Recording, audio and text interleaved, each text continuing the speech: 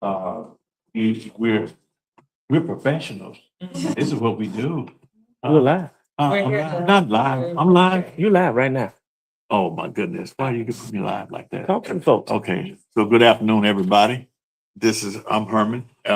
We're at the museum, temporary home in the John F. Kennedy or Northside High School, the former John F. Kennedy High School library. Mm-hmm. And we have these young ladies that my brother will pan to in a second. Yeah. But we have these young ladies here from all different places. all different places. Let me just help you They with can that. tell you where they're from. What's your organization, first of all? Well, there's two different organizations represented here. There's Community Archiving Workshop, which Mhm. we are all members of, which is a national organization. Okay, And also the Smithsonian National Museum of African American Culture, where I am CK, that's where I work as a media conservation and digitization specialist. wow. So this is a partnership between Community Archiving Workshop Collective and us to help the Mount Mayu Museum preserve their audiovisual material. So we got a lot of AV. And tomorrow we're cleaning the tape in preparation because tomorrow we're going to do a working session to inventory and catalog these tapes for them. Help them get intellectual control of their collection here. And so what are your names? I mean, the other two young ladies on the other side. Hold on 1 minute before we go there. Cause we lost connection. Well, we just talking, but the video went out and we back on. Okay, now we got video. You want us to do introductions? Introduction and which organization, because you say you're two different organizations, so who belongs to what organizations and names, where you from, what country, what world from. You want to start, Sandra? Yeah. Start at that side. Hi, I'm Sandra Yates. I'm with Community Archiving Workshop. I am based in Houston, Texas. Pointed at you. Okay. Hi, I'm Marie Lascu. I'm also a member of the Community Archiving Workshop Collective. I am based in Ridgewood, Queens, originally from Michigan. Hi, I'm CK Ming. I'm doing double duty here. I'm a member of the collective, but I'm also here representing the Smithsonian African American Museum. My name's Mariah Ulinskis, and I'm a member of the Community Archiving Workshop, which we're a group of audiovisual archivists, and I'm from Los Angeles. I'm happy to be here in Mound Bayou. Herman Johnson Jr., the director, Mound Bayou Museum, Mound Bayou, Mississippi. And what they used to say on The Price is Right, y'all do what? What? Come on. Come on down. The next grand prize winner. So, Mound Bayou Museum. so actually, we're gonna take this opportunity because a lot of people don't know about the Mountain Bayou Museum. We're gonna take a quick opportunity to tell you all why y'all kind of watch them help us preserve a lot of our history and videos and all of that. We're gonna let Mr. Johnson. You'll hear him talking about why is it so important for us to keep. Well, first of all, I want the audience to know about what they're doing this week. We're toward the end of the week, but they've been here since Monday, a presence here. And for today, tomorrow, and Saturday, what's on the agenda? If anybody can recite that agenda for the next 3 days, 2 days. CK, you want to? What's on the agenda for Thursday, Friday, and Saturday of this week? Involvement for the community press. Yeah, so if you want to go down at 3 p.m. today at the Robinson Carpenter Library, our Family History Center, which is our team. And that's in Cleveland, Robinson. That's in Library. Cleveland, Mississippi. And they're going to do a genealogy section, an introduction to genealogy. So if you're curious about your family history, but maybe don't know where to start, or if you have started but hit a wall, they're going to share some tips and tricks and different software and different platforms you can use. Some are free, some paid. So that's happening at 3 p.m. today. Tomorrow, we'd love it if you came to our community archiving workshop where we're going to be working with this whole collection. You'll get some hands-on training and inventory and help out the Mound Bayou Museum preserve their history. And that's going to be at 11 a.m. also in Cleveland on Delta State University's campus at the Charles W. Capps Center and Archive. It's also where the Chinese Heritage Museum is located. If you look at your maps icon, that'll direct you right there. And then Saturday, aren't y'all giving a tour? We are And giving Saturday, we're giving a tour. Yeah. There will be a tour, and is it starts open to the public? I don't know. That one might not be. Well, we will be on a tour. But you'll be on a tour. So that is the quick rundown. If you go to namac.si.edu, you'll be able to find this event and see all the addresses and time. And it's on the notes. And what is those letters in the mock? What is NAMAC stands for the National Museum of African American History and Culture, located in Washington, D.C. on the National Mall. We are right next to the Washington Monument in a beautiful building. You know, if you're ever in D.C., please come see us. But it's the history of African Americans in this country, all the way back from the 1600s and going up to the present. And if I was typing those letters in the computer now, what letters would I type? So you to get to type that website. N as in NATO, M as in Mike, A as in Alpha, A as in Alpha, H as in history, C as in Charlie, and then dot SI, which stands for the Smithsonian Institution, and then dot edu. Okay. Great. Thank you. And the purpose of this, of them cleaning these now, I think is one step. Yeah, And the next step is to, what's a professional word for what you do in the next step? What we're going to be doing is inspecting and inventorying your collection, which means, like you can see, we've already started to, inspection is just to pick up the asset and you look at what format of recording is this, what kind of condition it is it in? Things that have mold, we've already separated and put over there. The reason we're wiping them down and cleaning them right now is to kill off any mold spores, get rid of any dust that might be on them, so that when we have the workshop tomorrow, they'll be nice for handling for people. So we're not exposing anybody who comes into the workshop. to Right. any allergens, anything like that.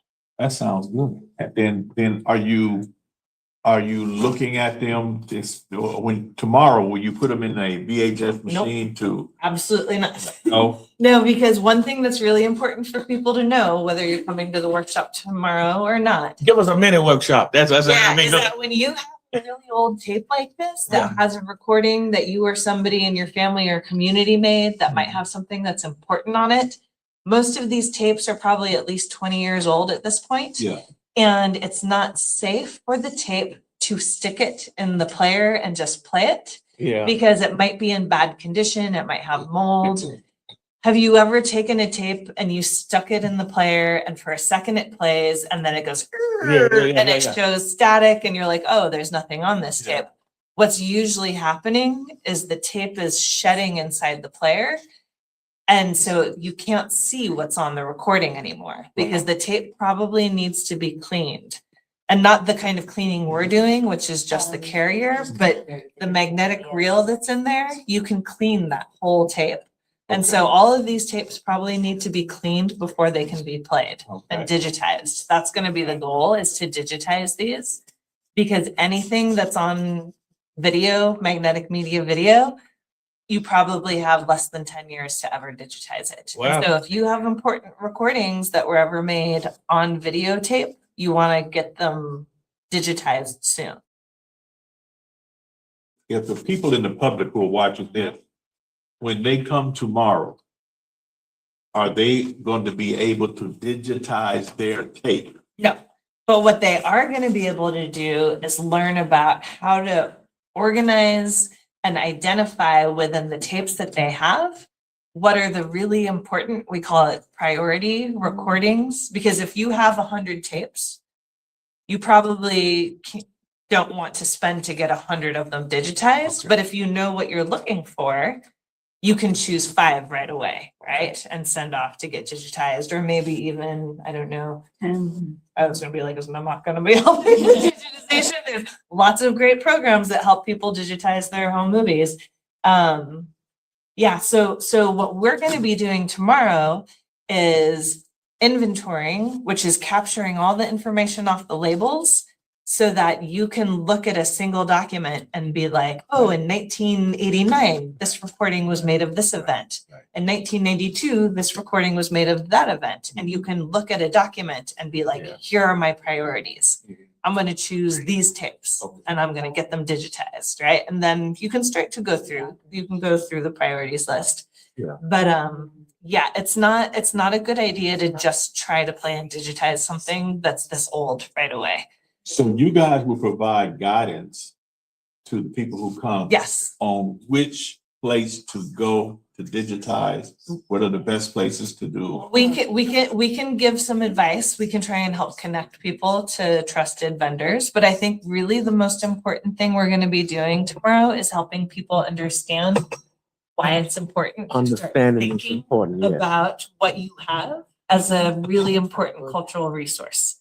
Because a lot of time people think, oh, my dad, he had a video camera, he taped all these events, but you think of it as just your dad did this, but actually your dad created really important historical documents. Right. And it's really important for us Right. as the people who are inheriting things like this to take care of them and to know how to like make them accessible to the future audiences. Right. So that's really about like, you saw yourself as a Blockbuster videotape in here, right? We're going to take that out. We're not going to worry about preserving Right. that, Right. but we're going to look at all of these tapes together and be like, what tells the story of Mountain Bayou and what's really important for us to save and make sure it gets digitized right away. Especially Blockbuster. We don't know how much we owe that Blockbuster now, right? Well, We take luckily it they off wouldn't. long time.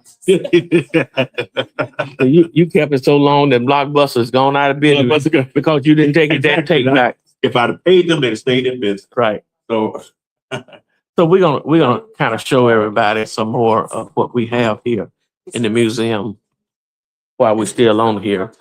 I'm not gonna show you everything, but we even have that Emmett Till, we even have the Emmett Till display. From both movies, we had to take some of that out. Women of the Movement and the Till movie.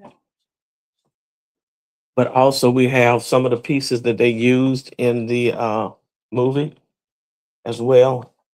And without showing you the full body, there is a piece of that actual body that they used in the Till movie. And of course, going on, we're in the library where they have preserved a lot of the John F. Kennedy High School, Moore High School pictures. And we really need to get people to organize on behalf of the school to do something about these pictures as well. These pictures can be preserved. And let me just say, if any of you all have a clear picture of your class, we could actually facilitate getting a committee together from classes at John F. Kennedy so that they can start preserving their own class history. We'd like to have a clear picture on this wall so that your class will be represented a whole lot better than what we see here. I'm looking at my brother-in-law on this class of 81. Brother-in-law, you were vice president over there. Ellis Coleman, vice president. I know you was vice president of class of 81. Mr. Ellis, Coleman? But just picked out a class, that's all.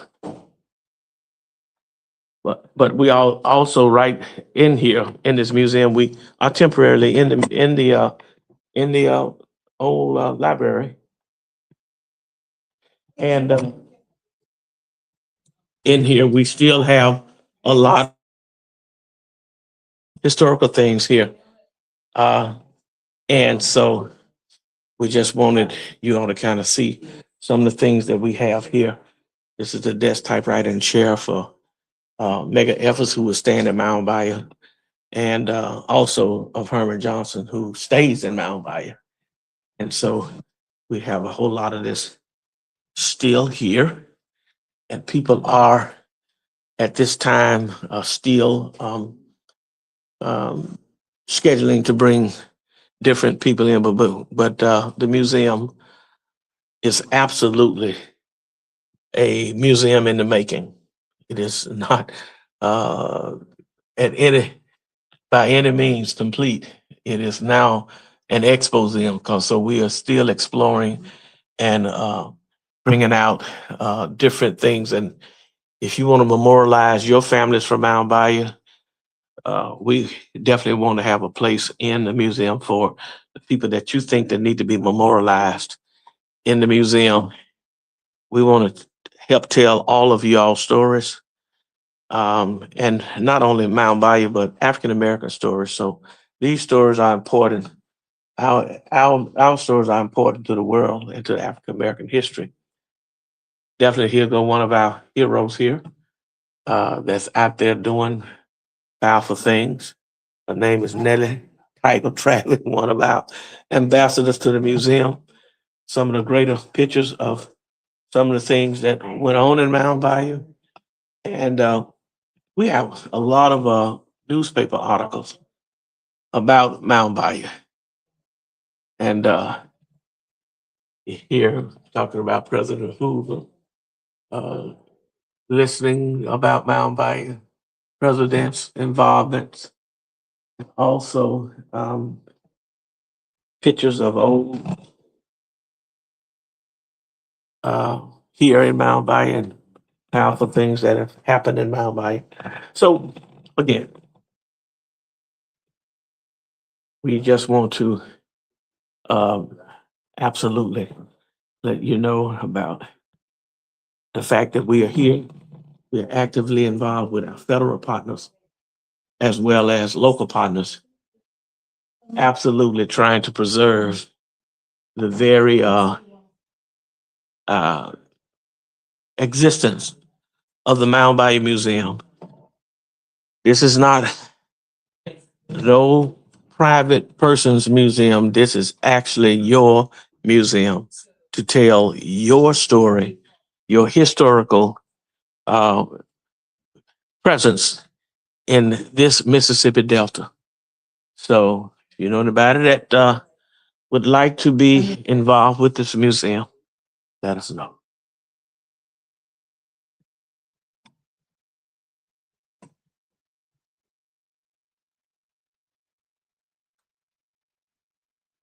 This is a very nice, well-kept picture here, class of 2017.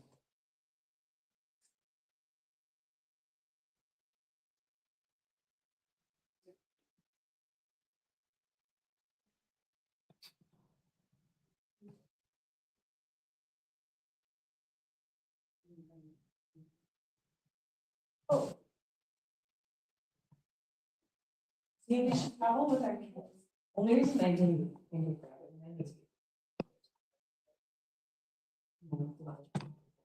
But I think if you took the reserve goes out, yeah. Even and like where are the 45? Right. We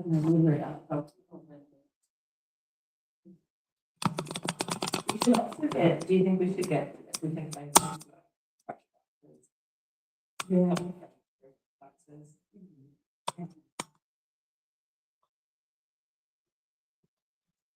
Thank y'all for showing up. If you would, please take a minute, hit the like button, and go to the YouTube channel that is streaming live right now, Mountain Bayou Museum.